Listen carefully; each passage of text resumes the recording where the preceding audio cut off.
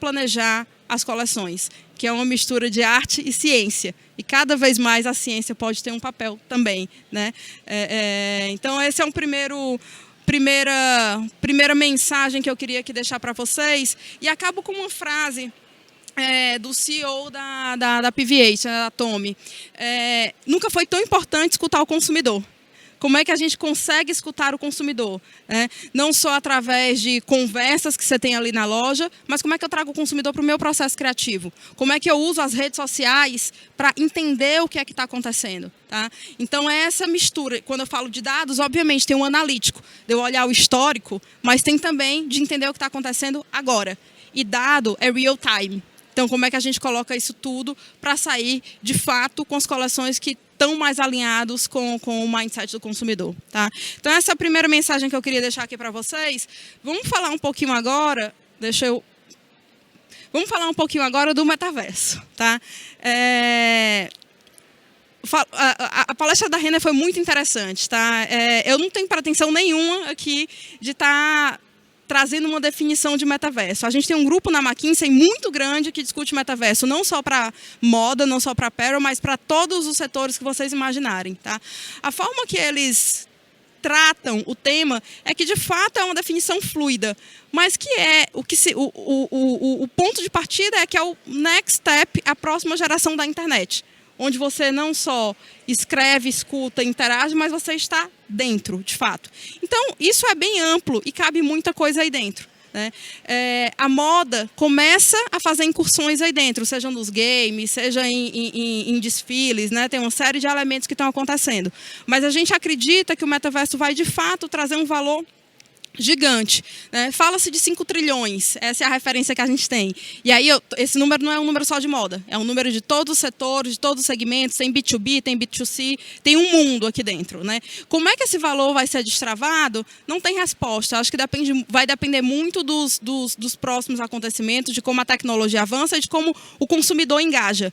Mas o que a gente sabe até agora é que o consumidor tem uma boa predisposição para engajar. Não estou falando só porque a gente tem uma quantidade de gamers gigante no Brasil. Não. Eu estou falando porque quando você pensa nas mídias sociais, o Brasil está muito engajado. O Brasil está muito à frente. Quando você pensa... Eu vou lá no antigo Orkut.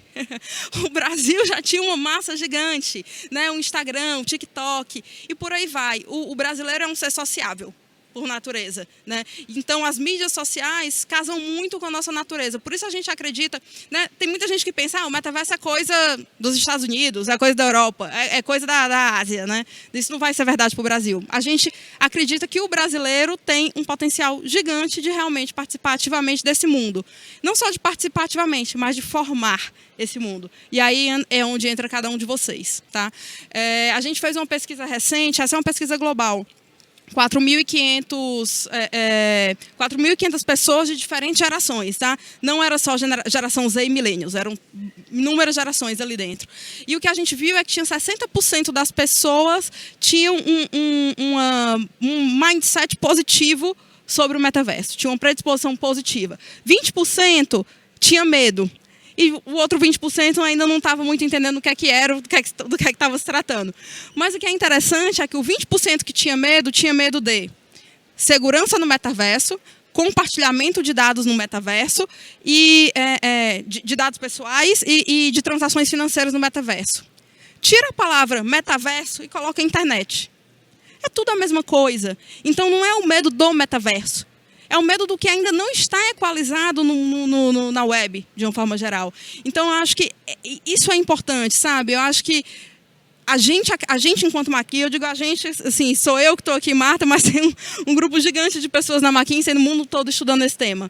A gente acredita que isso vai, sim, se tornar realidade, já está se tornando realidade, e que a gente precisa pensar, enquanto players de moda, como é que a gente se posiciona. Né? Tem muitos arquétipos, tem várias formas de você entrar nesse negócio. Desde você ter ativos de fato, seja o famoso NFT, seja você vender coleções, o skin, né, nos jogos, no Roblox, no Fortnite, onde quer que seja. Mas tem o tema de experiências, que pode ser algo interessante também, né, que não necessariamente você está monetizando aquilo. A gente fala muito, às vezes se pensa muito na monetização. mas talvez algumas dessas iniciativas sejam um engajamento. Então, como é que o engajamento para depois você pensar em como gerar monetização, né? Então, tem um tema de experiência, tem um tema de games, tem plataformas que estão hoje, né? Acho que The Fabricant, eles estão ali, não sei se tem alguém aqui. Ótimo, fantástico. Não tem como falar de metaverso e não falar de vocês, assim, parabéns, tá? É muito, muito bacana ver o que vocês estão falando. Desculpa? Legal, muito bacana, parabéns. Então, tem as plataformas e que tem uma lógica muito mais interessante de ser algo aberto, que você traz as pessoas normais, né, entre aspas, para participar, e você faz o marketplace, e você de fato movimenta. Então, você vê, estou falando de assets, de experiências, de jogos, as plataformas e os próprios mundos virtuais, que no final das contas, a gente não vê necessariamente só um mundo de moda. É como a moda participa desses mundos, mas talvez a gente também veja só um mundo de moda, né? Então, todos esses elementos aí, hoje, estão muito aí para experimentação. Acho que, de novo, não tem resposta, né? Você vê, tá todo mundo tentando. A Coca-Cola está tentando, a Adidas está tentando, a Gucci está tentando. Não tem ninguém necessariamente com receita de nada. E é assim que a gente vai conseguir, de fato, evoluir e avançar. E é assim que a evolução e as transformações acontecem, né?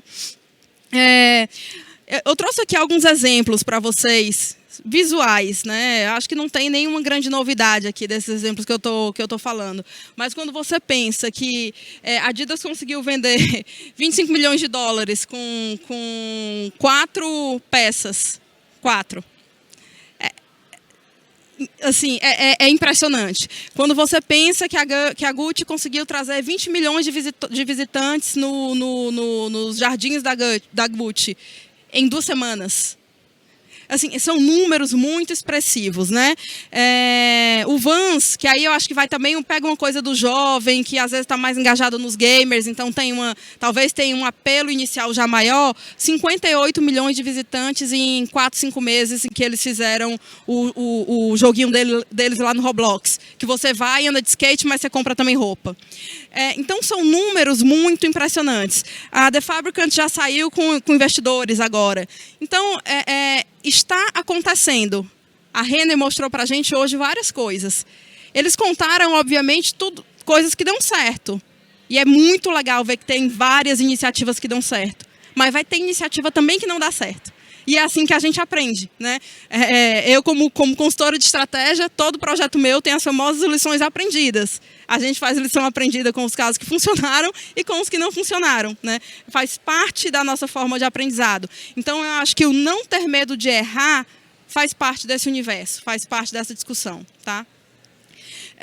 Pulando para o tema de social shopping, esse já é ainda mais realidade do que o metaverso, né? A gente vê que tem oportunidades das marcas se integrarem no processo de compra, né? Desde a parte de engajamento até, de fato, sair ali para o checkout, fazer todo o processo dentro de uma plataforma de formas muito diferentes. Desde o que a gente faz hoje no Instagram. Assim, aí falando da minha experiência pessoal, é impressionante como eu não passo mais 2, 3 dias sem comprar alguma coisa no Instagram. Óbvio, né? Eu também vou testando as coisas porque faz parte do meu trabalho. Eu imagino que vocês se identificam também. Mas isso está, de fato, no dia a dia. Você não sai mais para comprar alguma coisa, necessariamente. Você está ali no táxi, você compra. Isso é realidade já no Brasil, né? A gente não está no universo da China. A China hoje tem 15% de tudo que eles vendem de e-commerce, que já é muito maior do que o que a gente vende, já é social commerce. E aí aqui eu estou falando desde Instagram, live stream, toda aquela coisa de live stream para eles é muito forte. A metade do social commerce deles é de lives, né? A gente ainda não está tão avançado nesse quesito. Mas você vê muita coisa acontecendo. Snapchat com todos aqueles temas de realidade aumentada. E muita marca entrando. Então, a gente está falando aqui, eu trouxe, 5 exemplos. Prada, Gucci, Dior, Ralph Lauren. Muita gente entrando e fazendo teste, aprendendo. E o Snapchat se coloca como alguém, não que está vendendo isso. É interessante, eles não cobram comissão na venda. Eles querem trazer as marcas para poder avançar nas funcionalidades, né? Para poder transformar isso numa realidade. E eles serem, de fato, o vetor desse elemento, o vetor dessa novidade. Não necessariamente que as marcas precisem cada uma desenvolver a sua realidade virtual. Então, isso também, essa lógica de colaboração, é algo que é bem importante e que a gente está vendo que é interessante aqui no tema do social shopping, né? Tem paradigmas, né? Nem tudo é lindo e perfeito. A gente sabe que fala-se cada vez mais do D2C, de chegar direto no consumidor. O que é que o social shopping traz em relação a isso, né? Parte dos dados do cliente agora não necessariamente estão mais com você, né? Então, a compra vai ser feita pelo influencer, não pelo influencer, né? Pelo canal do influencer ou pelo canal da celebridade, e você pode estar perdendo, de alguma forma, algum contato direto. Então, esse é um desafio. Como é que a gente vai manter esse contato direto com o nosso consumidor, que agora conhece a gente pela celebridade ou pelo influencer, né? Então, que iniciativas a gente pode fazer? Esse é um desafio. Outro desafio, o que tem de rede social popando, nascendo e morrendo todo dia, é impressionante. Você tem que saber tudo o que está acontecendo. E você tem que experimentar nas diversas redes, porque às vezes você pisca, em 2 meses, você tem uma rede nova, que é uma outra forma de usar. A forma de engajar no TikTok é diferente da forma de engajar no Instagram, né? E não preciso eu falar isso para vocês, mas o ponto é complexo, né? Não é só você colocar um catálogo de produtos, é complexo. Você saber monitorar as redes que estão acontecendo e saber como engajar com o usuário, o consumidor daquela rede, né? E como é que você traz o centro de gravidade para a marca? Óbvio, você vai sempre estar precisando dos influencers, das celebridades e dos outros stakeholders desse sistema. Mas como é que você, enquanto marca, consegue trazer também um pouco disso para o seu centro de gravidade? Então, você também tem que ser um gerador de conteúdo de alguma forma, né? Então, todos esses elementos são elementos que, ao contrário do metaverso, acho que já são muito realidade do momento. E que o momento de agir é agora. Não estou dizendo que agora não é o momento de agir para o metaverso, não. Mas no metaverso é uma lógica mais experimental. Eu acho que aqui já existem coisas muito concretas, lições aprendidas muito concretas para a gente engajar e avançar, tá? Então, o que é que eu estou querendo dizer com isso? Né? Que tem muita coisa acontecendo. Não dá para você colocar todas as suas fichas só aqui, no social shopping. É muito importante, mas você tem que ter um pezinho lá no metaverso, você tem que ter um pezinho lá na análise de dados para, de fato, fazer as suas coleções com base em informações reais, tá? E, por último, um último tema que eu trouxe aqui para discutir com vocês é o tema do que a gente chama de o loop fechado da reciclagem, né? Já tem muita coisa de material, de tecido que é reciclado. Quando é reciclado de garrafa PET, não se fala muito bem, né? Não porque o tecido não é bom, não é de boa qualidade, não é isso, mas porque você está deixando de fazer, de usar um outro loop que já está fechado e já está funcionando. Como é que a gente faz, de fato, roupa virar roupa? Eu acho que essa é o grande desafio. E o que é muito interessante é que, eu não sei o quanto, vocês certamente acompanham, mas isso não é necessariamente claro para o grande público, de que já tem muita iniciativa, sim, de inovação que está atingindo maturidade e que está começando a ganhar escala. Especialmente na parte fabril, né? Que eu estou falando de transformar seja o tecido que sobrou, seja a peça já usada, né, em tecido novo. Isso já começa a se escalar. Tem vários exemplos, a gente vê alguns players grandes, tipo H&M, Levi's, se associando com alguns desses fabricantes de tecido. A gente já vê isso começando a acontecer. O desafio está onde, né? O desafio está em escalar isso, né? Porque ainda é caro. E aí você entra no ovo e a galinha, né? Como é que você escala, se é caro, como é que você barateia se você não escala? Então, essa complexidade, ela existe, tá? Para a parte fabril. E um elemento que é um gargalo hoje para isso funcionar é toda a parte de collection e sorting. Então, como é que eu consigo, de fato, coletar e como é que eu consigo separar? Precisa ter uma separação muito bem feita, né? Isso também está evoluindo, tá? Então, acho que as marcas passam a ter um papel aqui importante, e aí coloco também como provocação para vocês, né? Qual que é o papel que a gente hoje está tendo? Eu sei que existe uma complexidade de você comprar um tecido mais caro, porque o consumidor não necessariamente vai comprar. Como é que você quebra esse ciclo, né? E acho que tem uma lógica de colaboração. Acho não, tem que ter uma lógica de colaboração. Eu acho que enquanto as pessoas tentarem cada um resolver esse problema sozinho, não vai funcionar. O que a gente está vendo é que até mesmo essas empresas que trabalham com esses temas estão se juntando entre elas para fazer alguma coisa diferente. Então, a minha provocação aqui para vocês é monitorar o que está acontecendo, porque no intervalo de 1 ano, muita coisa acontece nesse universo. E às vezes a gente nem sabe. E como é que a gente consegue direcionar e trazer algo disso para o Brasil, né? Tem um desafio importante aqui nessa discussão toda, é que muitas dessas fábricas que fazem esses tecidos recicláveis estão na Suécia, estão em lugares muito específicos, né? E aí você vai gastar mais energeticamente falando, né? Não financeiramente necessariamente. Você vai gastar mais dos teus recursos naturais, de matéria-prima, para fazer a movimentação do que necessariamente para produzir um produto novo. Então, talvez o Brasil possa ter um papel aí dentro, né? Considerando o tamanho do nosso consumo. Então, um olhar atento para isso, não só para a gente, para as marcas, nossas marcas, como potenciais usuários desses tecidos, mas como direcionadores da mudança, também é algo que eu queria trazer para reflexão aqui junto com vocês, né? Eu acho que quem está aqui hoje já tem a cabeça mais aberta e já tem uma tendência para a inovação, para a experimentação, para acreditar que as coisas mudam e que a gente pode mudar as coisas. Então, é um pouco isso que eu queria trazer aqui para vocês hoje. Esses são 4 temas dos 10 temas que a gente aborda no nosso relatório. Esse é um relatório, como eu falei, a gente faz anualmente. A gente vai liberar aí no início de dezembro. Uma pena que as datas não coincidiram. A gente vai liberar o relatório de 2023, tá? Eu coloquei o QR Code aqui do relatório de 2022 para vocês.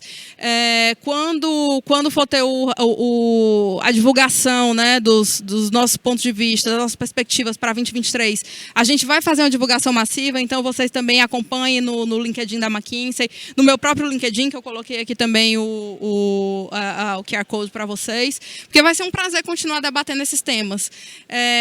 Vocês vão ver que muita coisa continua. É impossível não falar de tecnologias digitais, concorda? Mas tem coisa nova, tá? Acho que tem um tema do D2C aconteceu de uma forma muito expressiva, por exemplo, nesse último ano. Então, é algo que a gente acredita e que vai trazer como discussão também no relatório do ano que vem. Então, é isso, pessoal. Acho que esse é um mundo nosso que tem muita coisa para acontecer. Tem muita coisa acontecendo e eu faço essa provocação para cada um de vocês refletir em como pode participar desse movimento e dessa transformação. Tá bom?